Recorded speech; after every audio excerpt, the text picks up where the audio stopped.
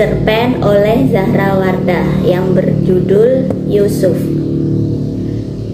Di musola kecil terdengar ramai sekali anak-anak desa mengaji. Pengampu mengajinya setiap ba'da maghrib itu adalah Ustadz Ja'far. Beliau sangat digemari oleh murid-muridnya karena kesabaran dan mampu menyelam ke dunia mereka. Meski usia yang sudah tidak muda lagi, beliau pandai sekali dalam mengambil hati anak-anak. Kegiatan mereka di musola hanya sampai Isya. Selepas salat Isya berjamaah, mereka semua kembali ke rumah masing-masing. "Suf, kamu nggak pulang? Sini biar saya saja yang nyapu." Ustadz Ja'far hendak mengambil alih dan meminta sapu di tangan Yusuf. "Biar saya saja, Pak.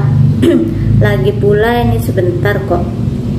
Begitulah setiap harinya Yusuf membantu Ustadz Ja'far. Lelaki berpeci putih itu pun tersenyum bangga kepada Yusuf. Hanya dia yang rela menunda waktu pulang mengaji untuk membersihkan musola itu. Usianya masih 10 tahun, tetapi jiwanya sudah dewasa. Seringkali dia membantu Ustadz Ja'far di musola. Terkadang mukena-mukena di sana pun dibawa pulang untuk dicuci. Kemudian dibawa lagi ke musola dalam keadaan sudah bersih. Tentu dengan izin Ustadz Ja'far terlebih dahulu. Meski begitu, terkadang dia menjadi bahan bulian teman-temannya saat mengaji. Sebab dari dulu masih belum bisa membedakan huruf hijaiyah yang dibaca panjang dan pendek. Namun hal itu tak menjadikan Yusuf kecil hati, justru semakin semangat untuk belajar mengaji. "Amanah," kata Ustadz Ja'far. "Amanah." Yusuf menirukan guru mengajinya itu, tetapi kurang sesuai panjangnya. Beberapa kali dicontohkan oleh Ustadz Ja'far. Tetap saja Yusuf masih seperti semula, kurang pas panjang pendeknya.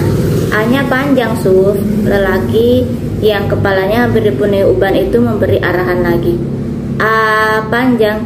Spontan murid-murid yang lain tergelak-gelak menertawakan Yusuf. Dari kejadian itu Yusuf mulai jadi bahan ejekan oleh anak-anak yang lain. "Saya doakan kamu jadi ahli Quran dan sukses selalu, Suf," lirih Ustadz Ja'far saat melihat Yusuf membantunya tanpa diketahui oleh Yusuf. Saat mentari mulai beranjak dan sinarnya mulai menghangat, Yusuf menggunakan motor buntutnya menuju rumah Ustadz Ja'far. Ada yang ingin ia sampaikan. Sesampainya di halaman rumah yang dituju, lelaki bertubuh tinggi itu mematikan motor lalu mendekat ke arah pintu masuk rumah sederhana itu. "Assalamualaikum." Tak perlu menunggu lama, balasan salam terdengar dari dalam rumah bercat putih yang sudah sedikit kusam itu. "Waalaikumsalam. Yusuf, silakan masuk." Ustadz Ja'far membukakan pintu untuk tamunya, lengkap dengan senyum khasnya. Di rumah itu Ustadz Ja'far hanya tinggal sendiri. Istrinya sudah meninggal, sedangkan anak-anaknya sudah berumah tangga semua. Semua anaknya menawarkan supaya Ustadz Ja'far tinggal dengan mereka. Akan tetapi tawaran anak-anaknya ditolak dengan halus. Beliau bersikeras tinggal di rumahnya sendiri dengan alasan supaya bisa tetap mengajar mengaji di musola yang tak jauh dari sana. "Ada yang bisa saya bantu, Suf?" "Begini, Tat, saya mohon izin mau melanjutkan studi saya ke perguruan tinggi di kota." Jawab Yusuf dengan Jawab Yusuf masih dengan sedikit menunduk. Ustadz Ja'far mengangguk pelan. Muridnya dulu itu ternyata kini sudah menjadi dewasa dan sudah pandai. Tak disangka sudah mau kuliah. "Iya, tapi saya tidak bisa memberikan apa-apa untuk bekalmu, Nak. Hanya doa semoga kamu bisa sukses di dunia akhirat."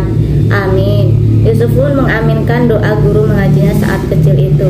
Tangannya menengadah lantas mengusapkan ke wajahnya. Dirasa sudah terpenuhi hajatnya, Yusuf minta diri. Dia mencium punggung tangan Ustadz Ja'far dan berlalu meninggalkan rumah itu. Lelaki itu meyakini bahwa salah satu cara supaya ilmunya bermanfaat adalah dengan cara hormat kepada guru. Keyakinan itu yang dipegangnya sejak kecil, berharap ilmu-ilmu yang dimilikinya bisa bermanfaat.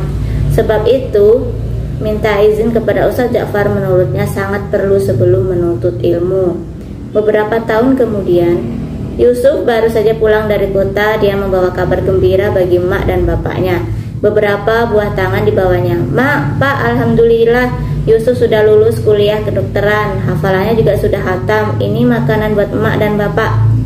Dengan bangga lelaki berkumis tipis itu memamerkan prestasi kepada kedua orang tuanya seraya mengangsurkan buah tangan darinya.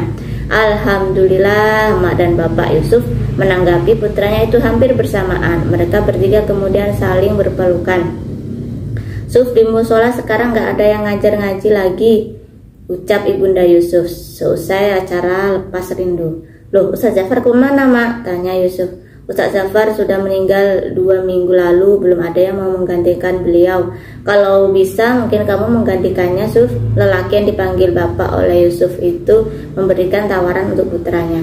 "Baiklah Pak, kalau begitu insya Allah nanti pada maghrib saya mulai saja ngajarnya." Kedua orang tua Yusuf tampak lega dan tersenyum bangga kepada anak semata wayangnya itu. "Kalau begitu Yusuf mau bersih-bersih diri dulu ya Pak, Mak."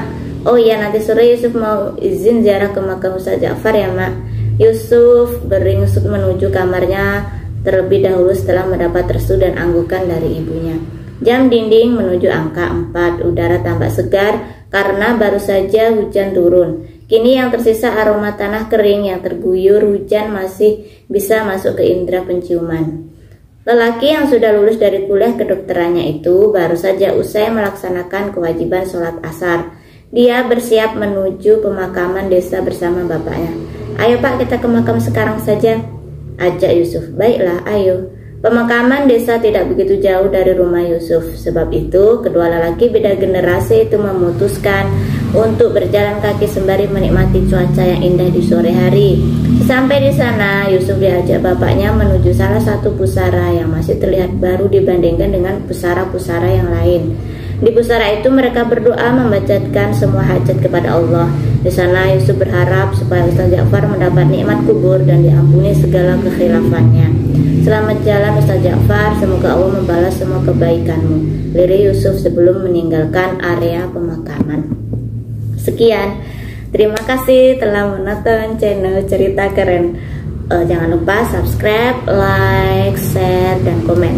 Saya doakan semoga yang sudah subscribe, like, share, dan komen bagaimana yang menurut kalian menarik. Saya doakan semoga murah rezekinya, berkelimpahan, sehat selalu, sukses. Terima kasih, dadah, assalamualaikum.